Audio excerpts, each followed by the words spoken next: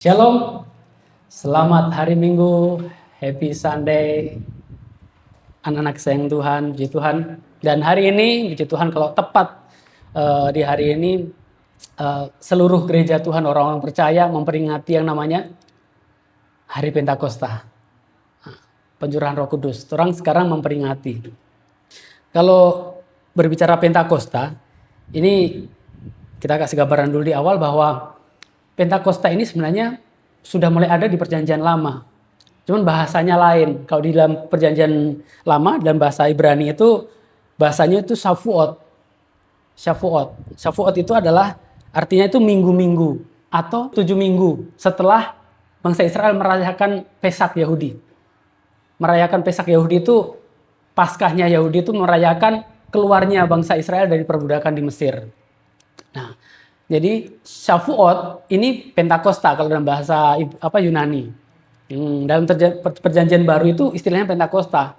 Tapi dalam Perjanjian Lama dalam bahasa Ibrani itu Shavuot. Itu sama karena artinya itu 50 ke 50. Kalau teman-teman baca di Imamat dengan bilangan kalau tidak salah atau ulangan, itu Tuhan jelas detil tiap 7 minggu.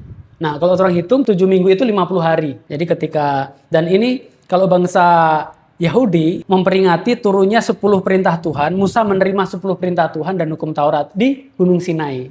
Kalau Pentakosta itu gereja memperingati turunnya pencurahan Roh Kudus. Ini kayak ada pola antara Shavuot Yahudi dengan Pentakosta gereja. Nah, tapi itu gambaran. Kalau Saint Augustine bilang Perjanjian Lama adalah Yesus yang tersembunyi. Tapi Perjanjian Baru adalah Yesus yang terbuka. Jadi apa yang bangsa Israel dulu kerjakan, lakukan, Tuhan perintahkan, itu semuanya itu berbicara tentang satu pribadi, yaitu Yesus. Nah, jadi kalau di bahasa Yunani, Pentakosta itu Pentakostos, ada juga Pentekoste, itu ke-50 sama. Hari ini tepat 50 hari setelah kebangkitan Yesus, itu 50 hari di hari ini. Kita bersyukur sekali karena ketika Yesus naik ke surga, yang berapa waktu lalu kita sudah peringati, ketika kenaikan Yesus ke surga, itu keuntungan buat gereja, keuntungan buat kita semuanya, teman-teman. Karena kalau Yesus tidak naik, Roh Kudus itu tidak termanifestasi. Roh Kudus tidak bekerja kalau Sang Anak ini masih di bumi. Ketika Sang Anak ini kembali kepada Bapa, itulah Roh Kudus mulai bekerja. Kita bersyukur karena dengan perginya dia kembali ke rumah Bapa, justru dia bisa tinggal di dalam kita selama-lamanya. Puji Tuhan. Dan ini penting sekali untuk menjadi sebagai dasar orang-orang percaya. Karena kita manusia ini, kita buka di dalam 1 Tesalonika, kita akan melihat 1 Tesalonika sebagai ayat pembuka. 1 Tesalonika pasal 5 ayat 23. Terjemahan baru kedua mengatakan begini. Semoga Allah damai sejahtera menguduskan kamu seluruhnya. Dan semoga roh, jiwa, dan tubuhmu terpelihara sempurna tanpa cacat pada kedatangan Tuhan kita Yesus Kristus. Amin. Jadi dari sini kita bisa melihat bahwa manusia itu terdiri dari roh, jiwa, dan tubuh. Kalau dulu sekali, saya dari kecil sampai menginjak besar dewasa, saya tahunya itu manusia itu secara umum, pelajaran yang selama ini kita dapat itu, secara umum itu manusia terdiri dari tubuh, jiwa, dan roh. Ternyata kita dalam Kristus kebenarannya adalah manusia, kita itu terdiri, kalau Paulus di Tesalonika ini menjelaskan bahwa manusia itu terdiri dari roh, jiwa, dan tubuh. Jadi kebalikan. Ketika kita sudah percaya dalam Kristus, kita adalah manusia roh, teman-teman. Kita adalah manusia roh lagi, bukan lagi daging, bukan lagi tubuh, jiwa, dan roh. Baru terakhir itu roh. Tapi kita adalah manusia roh yang tinggal di dalam jiwa, yang punya jiwa dan tinggal di dalam tubuh. Nah, jadi yang paling utama, yang paling inti itu dalam manusia itu adalah rohnya kita. Hari ini kita akan sama-sama melihat kebenaran Roh Kudus, satu kebenaran yang sangat powerful yang akan mengubah kehidupan kita. Tentunya mengubah kehidupan hal-hal yang baik tentunya. Karena ini berdasarkan firman Tuhan, bukan dari motivasi. Sebelum kita mau lebih dalam lagi, kita mau kembali flashback kepada peristiwa Pentakosta. Nah, kita membaca di dalam Kisah Para Rasul pasal 1 ayat 5. Terjemahan baru kedua edisi 2 mengatakan begini. Sebab, ini Yesus ini yang bilangnya. Sebab Yohanes membaptis dengan air, tetapi tidak lama lagi kamu akan dibaptis dengan Roh Kudus. Tidak lama lagi kamu akan dibaptis dengan Roh Kudus. Seringkali ketika kita berbicara tentang Roh Kudus, itu selalu larinya ke bahasa roh. Nah, bahasa roh itu penting, teman-teman, untuk pribadi kita, untuk kita masing-masing. Itu sangat-sangat penting. Karena seperti Paulus sampaikan di Roma bahwa dengan roh itu, roh R huruf besar kalau kita baca di Roma pasal 8, roh itu membantu kita berdoa melalui keluhan-keluhan yang tidak terucapkan. Bayangkan ketika kita mengalami sesuatu yang menyiksa sekali, kita ada masalah yang begitu berat sampai kita misalnya orang berdoa kok ngana. Mau berdoa kita enggak bisa. Nah, roh yang di dalam kita, roh yang R besar itu yang membantu kita. Makanya kalau secara pribadi, bahasa roh itu penting karena membangun jiwa kita, membangun diri kita, membangun manusia kita.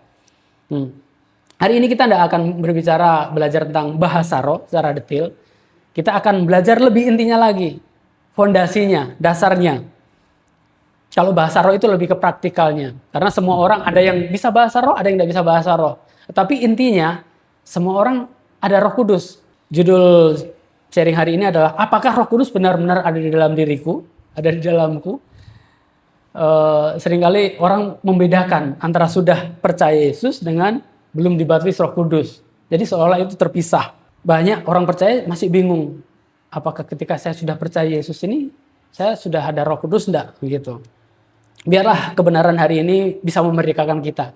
Kisah Para Rasul pasal 1 ayat 5 tadi yang sudah kita baca, itu Yesus yang bilang bahwa tidak lama lagi kamu akan dibaptis dengan Roh Kudus. Ayat selanjutnya, Kisah Para Rasul pasal 1 ayat 8, terjemahan baru 2 juga mengatakan seperti ini. Tetapi kamu akan menerima kuasa, dunamos kalau bahasa aslinya, bila mana Roh Kudus turun ke atas kamu, dan kamu akan menjadi saksi-saksiku di Yerusalem, di seluruh Yudea dan Samaria, dan sampai ke ujung bumi. Ketika Yesus bilang, ketika Roh Kudus turun atas kita, kita ini akan menjadi saksi-saksinya Tuhan. Menyaksikan kebaikan Tuhan, bersaksi bagi orang lain yang membutuhkan akan kabar baik. Ketika Yesus bilang ini ceritanya kan di Kisah Para Rasul pasal pertama, ayat di awal-awal itu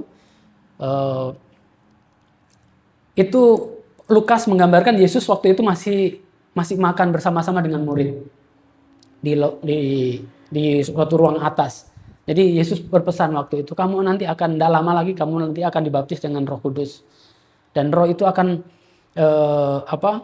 ketika kamu menerima Roh Kudus itu akan memberikan kamu kuasa untuk menjadi saksiku. Itu Yesus makan bersama. Jadi ketika Yesus bangkit, itu Yesus 100% tetap manusia, tapi dia manusia ilahi, teman-teman. Jadi dia masih bisa makan. Kalau beberapa minggu lalu kan kita belajar Yesus makan di pinggir pantai, smokol, sarapan bersama-sama murid-murid yang mereka lagi lelah mencari ikan semalaman. Tetapi teman-teman, Yesus masih bisa makan. Artinya dia manusia daging, tapi manusia ilahi. Nanti ketika kita sudah dipulihkan, Tuhan Yesus datang, sama, kita juga memiliki tubuh kemuliaan, manusia ilahi. Nah, ketika Yesus berbicara dengan murid-murid tadi, yang kita sudah baca, itu Roh Kudus belum tercurah. Peristiwa pencurahan Roh Kudus itu ada di pasal berikutnya, pasal kedua. Pasal 2, ayat 1-2. Ketika tiba hari Pentakosta, nah, jadi makanya Pentakosta ini tidak asing ini buat bangsa Yahudi. Hari raya Pentakosta ini tidak asing karena mereka tahu namanya Shavuot. Jadi sangat familiar sekali. Karena waktu itu mereka di bawah penjajahan Romawi, mereka pakai bahasa Yunani. Jadi mereka pakai istilah Yunani, Pentakosta. Tapi mereka tidak asing sekali. Jadi Pentakosta ini bukan perjanjian baru. Pentakosta ini sudah ada dari perjanjian lama. Ini masih bayangan dalam perjanjian lama itu. Esensinya ketika Roh Kudus tercurah. Nah, ketika tiba hari Pentakosta, mereka semua berkumpul. Nah, mereka ini murid-murid Yesus. Ini sekitar 120 orang di satu tempat. Nah, satu tempat ini dipercaya ini tempat yang sama ketika Yesus mengadakan perjamuan terakhir dengan murid-murid. Kalau kita sudah belajar dulu, ini tempat ini di ruangan atas itu punya siapa? Ibunya Markus. Jadi Markus ini anak orang kaya. Mama itu punya rumah besar 2 lantai. Nah, ini di ruangan yang sama, di satu tempat. Ayat 2. Tiba-tiba terdengarlah bunyi dari langit seperti tiupan angin keras yang memenuhi seluruh rumah. Ini koma, baru terakhir yang keren. Tempat mereka duduk. Ini perhatikan, ini Pentakosta, tadi kita sudah tahu. Ada tiupan angin keras dan duduk. Nah, jadi tiupan angin keras. Alkitab jelas sekali mencatat tiupan angin keras. Ini kencang. Jadi bayangkan di dalam ruangan, di lantai atas, terus tiba-tiba ada angin keras. Kalau orang tahu, ya misalnya orang bisa gambarkan lah, itu kayak badai begitu. Tiba-tiba, itu sangat kencang sekali, tiupan angin keras. Terdengar dari langit. Jadi kayak angin itu kayak masuk ke ruangan itu, di lantai atas itu, di suatu ruangan itu, dalam ruangan, terus tiba-tiba angin. Kalau mungkin sekarang ada namanya blower, fan, toh, ada kipas begini. Kalau di dalam dunia perfilman kan ada kipas besar sekali untuk misalnya bikin badai atau apa. Ini dulu kan belum ada zaman seperti itu. Tapi waktu itu supranatural terjadi. Tiupan angin keras. Mereka sedang duduk, mereka berkumpul menantikan. Ini instruksi yang sudah Tuhan kasih. Kamu jangan meninggalkan Yerusalem. Tinggallah di satu tempat. Dan tempat itu tempat yang sama. Dan saatnya pada hari itu, hari ke-50. Murid-murid berkumpul, mereka berdoa. Ini keren ini. Tiupan angin keras. Tiba-tiba terdengarlah bunyi dari langit. Seperti tiupan angin keras yang memenuhi seluruh rumah. Tempat mereka duduk. Ketika saya belajar ini, saya diberkati sekali. Karena bayangkan ruangan di lantai atas, yang zaman dulu tidak ada kipas, tidak ada blower yang besar. Tiba-tiba ada angin yang besar sekali. Itu adalah sesuatu yang supranatural, teman-teman. Saya mendapat gambaran, dan saya diberkati melalui sharing ini bahwa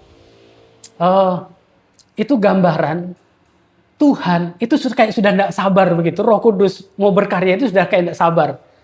Jadi pas Yesus naik, Roh Kudus itu sudah kayak tidak sabar karena dia cepat-cepat mau berdiam di dalam kita semuanya, di dalam orang-orang percaya yang pada waktu itu murid-murid sekitar 120 orang.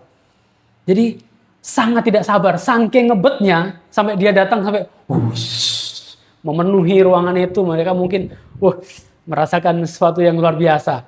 Murid-murid pada waktu itu. Kita bisa bayangkan betapa Tuhan itu sangat rindu untuk tinggal di dalam kita. Untuk selama-lamanya. Sama ketika kita kembali kepada perjanjian lama, tabernakel, itu kan inisiatifnya Tuhan. Kenapa Tuhan berinisiatif memerintahkan Musa membuat tabernakel, kemah? Supaya dibilang, supaya aku bisa tinggal, dwell among you. Tinggal di antara umatnya, bangsa Israel. Karena waktu itu masih terpisah Allah dengan manusia, apalagi manusia yang sudah berdosa. Jadi tidak bisa Tuhan bersatu dengan manusia. Tuhan dengan manusia waktu itu terpisah oleh dosa. Tapi kita bersyukur, sangat-sangat bersyukur sekali teman-teman. Kita yang hidup sekarang di bawah perjanjian baru, setelah kematian Yesus, tabir bait suci terbelah dari atas ke bawah. Dan Roh Kudus sangat kencang sekali seperti tiupan angin keras memenuhi suatu tempat. Dan sampai sekarang kita bisa menikmati itu. Dia berdiam di dalam kita.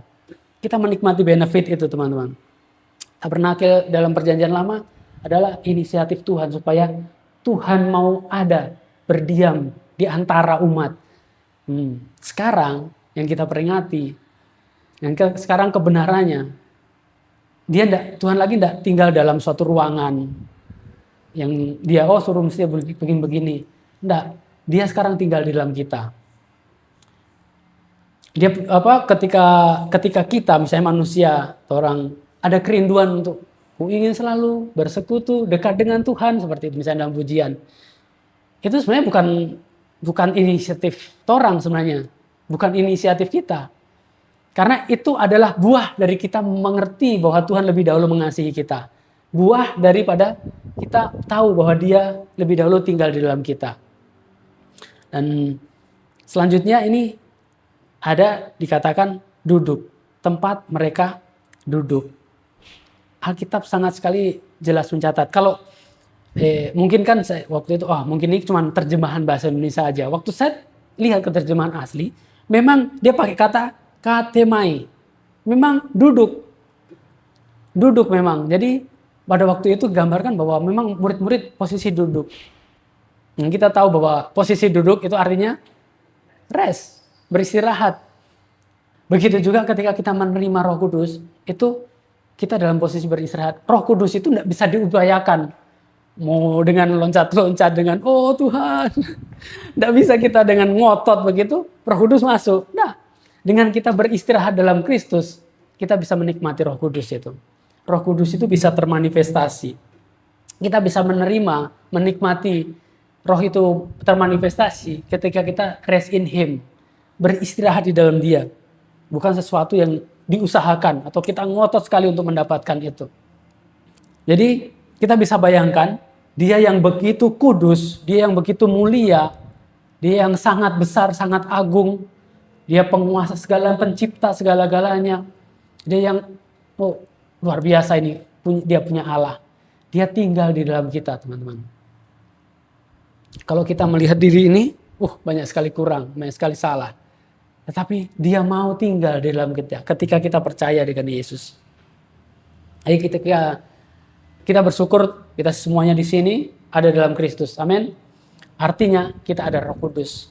Kita menerima Roh Kudus itu, kita menikmati Roh Kudus. Roh Kudus itu termanifestasi dalam kita, dalam kehidupan kita sehari-hari. Itu karena bukan kuat dan gagah kita, bukan karena kesetiaan kita dalam pelayanan, kebaikan kita. Semuanya semata-mata karena karya Yesus yang sudah selesai. Dan orang percaya itu, makanya Roh Kudus boleh ada di dalam kita. Nah, dan penting untuk diketahui, tidak ada yang bisa kita lakukan untuk Roh Kudus tinggal di dalam kita selama-lamanya. Kita tidak bisa mengusahakan, kita tidak bisa berusaha supaya Roh Kudus terus tinggal dalam kita. Tidak ada usaha yang bisa kita lakukan. Karena ketika Roh Kudus sudah masuk dalam kita, itu selama-lamanya Dia akan bertahta. Karena kita adalah orang-orang percaya. Makanya orang Kristen itu disebut orang percaya. Kumpulan orang-orang percaya. Kita mau lanjut di Kisah Para Rasul tadi pasal 2 ayat 3 dan 4. Terjemahan baru 2 mencatat seperti ini. Tampaklah kepada mereka lidah-lidah seperti lidah api yang bertebaran. Dan hingga pada mereka masing-masing. Ayat 4. Lalu mereka semua dipenuhi dengan Roh Kudus. Dan mulai berbicara dalam bahasa-bahasa lain. Seperti yang diberikan oleh Roh itu kepada mereka untuk dikatakan. Jadi teman-teman. Momen ketika kita percaya dan menerima Yesus sebagai Tuhan dan Juru Selamat. Saat itulah Roh Kudus juga ada di dalam kita. Karena dulu kita juga berpikir ketika kita percaya Yesus, masih harus butuh minta Roh Kudus lagi. Tapi kita tidak bisa paksa. Ada orang-orang yang tidak bisa seperti itu. Tapi yang jelas, selama orang itu percaya Yesus, dia satu paket. Terima Yesus sama dengan terima Roh Kudus. Itu satu paket, tidak bisa dipisahkan. Ada pengajaran yang dia sudah percaya Kristus, karya salib Yesus, udah bagus. Tetapi ditambah lagi, kamu harus penuh dengan Roh Kudus. Harus dipenuhi lagi dengan Roh Kudus. Minta sama Tuhan. Tidak seperti itu teman-teman. Ketika kita momen percaya, menerima Yesus sebagai Tuhan dan Juru Selamat, di saat itulah Roh Kudus juga tinggal di dalam kita. Nanti selanjutnya kita akan lebih lagi. Itu satu paket jadi ya. Selanjutnya, di sini Tuhan Yesus menjanjikan Roh Penghibur. Tuhan Yesus menjadikan penolong, Roh kebenaran. Itu ada di Yohanes. Kalau tadi ceritanya ketika Tuhan curahkan Roh Kudus. Sekarang kita mau lihat janjinya. Yohanes pasal 16 ayat 8 sampai 11 mengatakan seperti ini. Ketika Ia datang, ketika Roh Kudus datang, Ia akan menginsafkan dunia akan dosa, kebenaran dan penghakiman. Ayat 9. Akan dosa karena mereka tetap tidak percaya kepadaku. Akan kebenaran karena aku pergi kepada Bapa dan kamu tidak melihat aku lagi. Ayat 11. Akan penghakiman karena penguasa dunia ini telah dihukum. Ini dulu saya juga seringkali salah pemahaman karena yang saya terima waktu itu seperti itu. Di konteks dari ayat 8, ayat 9, 3, 4 ayat ini, itu semuanya dimasukkan kepada kita orang percaya. Jadi Roh Kudus itu datang untuk menghisapkan dosa. Nanti kita mau lihat bahwa ketika kita mendapat pengajaran, pemahaman bahwa Roh Kudus mengingatkan akan dosamu. No, teman-teman, bukan seperti itu kebenarannya. Ayat 9 ini secara konteks bukan untuk orang percaya. Kita mau lihat dalam terjemahan New King James Version, itu lebih jelas kalau dalam bahasa Inggris. New King James Version menyatakan begini, Yohanes pasal 16 ayat 9, of sin, because they do not believe in me. Sin, tunggal, singular. Dosanya apa? Kalau ayat 9 bahasa Indonesia kan bilang, karena mereka tetap tidak percaya kepadaku. Jadi dosa di sini dosa tunggal. Dosa apa? Tidak percaya kepada Yesus. Bukan dosa-dosa, sin, singular, tunggal. Jadi selama kita dulunya tidak percaya Yesus, belum percaya Yesus, itu dosa. Sekarang kita bukan orang berdosa lagi, kita adalah kebenaran. Amin. Kita adalah orang-orang yang sudah dibenarkan melalui iman dalam Yesus Kristus. Jadi ayat 9 itu bukan buat orang percaya. Untuk mereka yang belum percaya kepada Tuhan Yesus. Belum menerima Yesus sebagai Tuhan dan Juru Selamat. Roh Kudus mengingatkan itu. Karena dosa ketika tidak percaya Yesus. Jadi ketika orang tidak percaya Yesus, dia ada di dalam dosa. Orang yang sudah percaya Yesus, orang bukan orang berdosa lagi.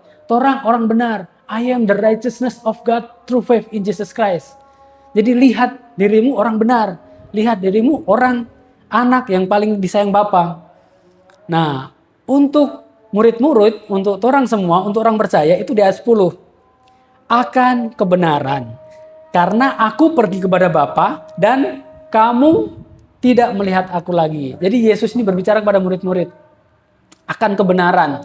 Jadi Roh Kudus, kalau ayat 8, ketika ia datang, itu akan mengingatkan kita akan kebenaran. Kebenarannya Yesus sudah naik ke surga. Tetapi dia kasih Roh Kudusnya untuk kita. Dia tinggalkan Roh Kudus untuk kita. Ini ayat 10 ini adalah deklarasi kebenaran untuk kita semuanya orang-orang percaya. Kita sudah tidak melihat dia lagi secara fisik begini. Kita kan tidak pernah lihat Yesus juga. Tetapi Roh Kudus yang di dalam kita itu yang selalu menjaga kita. Mengingatkan kita akan kebenaran. Bahwa kita adalah kesayangan Bapa. Roh Kudus tidak pernah mengingatkan dosa sebenarnya. Roh Kudus itu tidak pernah mengingatkan, karena salah ini, dia tegur. Roh Kudus tidak seperti itu. Roh Kudus itu mengingatkan kita akan kebenaran. Jadi tidak perlu Roh Kudus sebenarnya untuk mengingatkan kesalahan kita, kegagalan kita.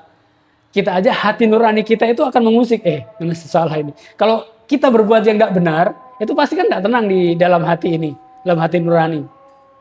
Dan terlebih pasangan ini orang yang paling gampang untuk mengingatkan kesalahan kita. Karena dulu begini, karena dulu begitu.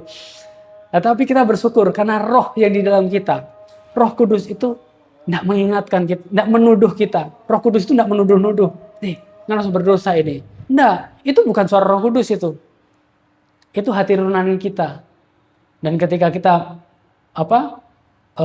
mempersilahkan suara-suara yang tidak bagus ini kita dengar, kesempatan iblis, ngana salah ini, ngana berdosa ini. Roh Kudus hanya mengingatkan kita semua orang-orang percaya akan kebenaran. Justru teman-teman, di saat kita jatuh, di saat kita gagal, lelah, bahkan jatuh dalam dosa, Roh Kudus justru mengingatkan kebenarannya. Kebenarannya apa? Kita tetap anak kesayangan Bapa.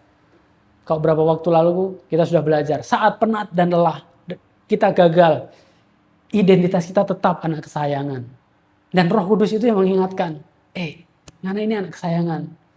Ngana ini sangat-sangat disayang Bapa. Nah, Roh Kudus selalu mengingatkan kita akan pribadi anaknya. Di dalam Yohanes ini, pasal 16, ayat 13, itu jelas sekali. Teman-teman bisa belajar bahwa Roh Kudus itu justru seperti kita bilang tadi, Roh Kudus tidak mengingatkan, tidak menuduh kita akan dosa dan kesalahan kita. Tapi di ayat 13, Yohanes pasal 16 ayat 13 itu mengatakan Roh Kudus, roh kebenaran ini akan memimpin kita kepada seluruh kebenaran dan hal-hal yang akan datang. Wow, haleluya. Jadi kita bersyukur sekali ada Roh Kudus yang mengingatkan kita akan kebenaran. Kita diingatkan lagi. Kita bersyukur sekali hari ini kita seluruh orang percaya memperingati turunnya Roh Kudus. Kita tidak lagi menantikan Roh Kudus, kita percaya Yesus, di saat itulah percaya Yesus sama dengan terima Roh Kudus. Itu satu paket. Firman-Nya juga ada di dalam kita. Jadi Sang Firman, Allah Bapa, Sang Firman, Putra, Sang Anak, dan Roh Kudus itu satu paket di dalam kita, teman-teman. Itu luar biasa sekali. Kalau di Yohanes pasal 16 tadi ayat 11, itu bilang akan penghakiman karena penguasa dunia telah dihukum. Penguasa dunia siapa? Setan, iblis telah dihukum. Roh Kudus itu mengingatkan akan penghakiman. Penghakimannya apa? Bukan kita yang dihakimi, tetapi penguasa dunia. Si iblis telah dihukum. Telah artinya sudah. Jadi sebenarnya setan itu sudah tidak ada kuasa. Dia cuma mengaum-ngaum, cuma mempengaruhi dalam pikiran kita. Pencuri, kalau di Yohanes pasal 10 ayat 10 kan pencuri datang untuk pertama-tama apa? Mencuri. Pertama-tama nah sebaiknya begini. Nah, kalau kita ikuti itu, pelan-pelan kita akan dicuri itu damai sejahtera kita. Kebenaran yang kita punya, bahwa kita adalah anak kesayangan Bapa, bahwa Roh Kudus ada di dalam kita, itu pelan-pelan iblis akan curi. Kalau kita mau ikut deh suara itu, dia mengaum-ngaum setiap hari. Orang ketika sesuatu, Tuhan membuat sesuatu yang besar akan terjadi dalam kehidupan orang akan menikmati suatu terobosan, orang akan menikmati hal yang luar biasa di depan. Itu kita akan, iblis akan selalu mengganggu kita, memecahkan fokus kita kepada pribadinya. Padahal firman Tuhan jelas, penguasa dunia telah dihukum, sudah dihukum. Dia tidak ada kuasa lagi. Dia kayak singa ompong, dia sudah tidak ada kuasa lagi. Jadi orang tidak perlu takut lagi sama iblis. Kita punya otoritas. Kalau di Kisah Para Rasul tadi, tetapi kamu akan menerima kuasa kalau Roh Kudus turun atas kamu. Roh yang di dalam kita lebih besar daripada roh yang ada di dunia ini. Amin. Jadi kita punya kuasa itu atas si jahat. Nah, sekarang kita sudah tahu bahwa melalui Roh Kudus yang Tuhan sudah curahkan pada waktu gereja mula-mula, zaman Rasul, dan sampai sekarang, ketika orang-orang di luaran sana, mereka percaya Yesus, saya terima Engkau Yesus sebagai Tuhan dan Juru Selamat. Di saat itulah Roh Kudus juga termanifestasi dalam kehidupannya. Dia tidak lagi, karena harus mesti ikut KKR ini baru dapat pencurahan Roh Kudus. Tidak, teman-teman. Saat dia percaya Yesus, dia menerima Roh Kudus. Dan Roh Kudus itu menjadi meterai sebagai jaminan, garansi dalam kehidupan kita. Artinya kita dan Yesus menjadi satu. Kita mau lanjut di dalam Yohanes pasal 10 ayat 28 sampai 30. Terjemahan baru edisi 2 mencatat seperti ini. Aku memberikan hidup yang kekal kepada mereka. Ini kepada murid-murid dan semua orang percaya. Dan mereka, dan kita semuanya, pasti tidak akan binasa sampai selama-lamanya. Dan ini menarik. Jadi penting ini. Kita tidak akan binasa selama-lamanya. Amin. Karena roh di dalam kita. Hidup kekal itu Tuhan sudah kasih. Dan seorang pun tidak akan merebut mereka dari tanganku. Kita ada dalam tangan Tuhan yang kuat. 29. Bapakku yang memberikan mereka kepadaku, kepada Yesus, lebih besar daripada siapapun. Dan diulang lagi. Yesus ulang lagi. Seorang pun tidak dapat merebut mereka dari tangan Bapa. Haleluya. 30, aku dan Bapa adalah satu. Yesus dan Bapa satu. Kita ketika orang semua ketika percaya Yesus, orang menyatu dengan Dia. Orang sudah mengambil bagian dari meja perjamuan kudus Tuhan, tubuh dan darahnya, menyatu dengan tubuh dan darah kita. Jadi kita dan Bapa, kita dan Yesus, kita dan Roh Kudus menjadi satu. Dia satu kesatuan. Dia menyatu di dalam kita. Ini luar biasa sekali ini. Hidup kekal. Kita tidak akan binasa selama-lamanya. Dia pelihara. Dia jaga kita. Dan seorang pun tidak akan merebut mereka dari tanganku. Diulang lagi sama Tuhan Yesus. Seorang pun tidak dapat merebut mereka dari tangan Bapa. Jadi betapa kita ada di dalam tangan Tuhan yang kuat. Kalau di Yesaya dibilang, aku memegang engkau dengan tangan kananku yang membawa kemenangan. Haleluya. Betapa kita adalah orang-orang yang paling beruntung ketika kita dalam Tuhan.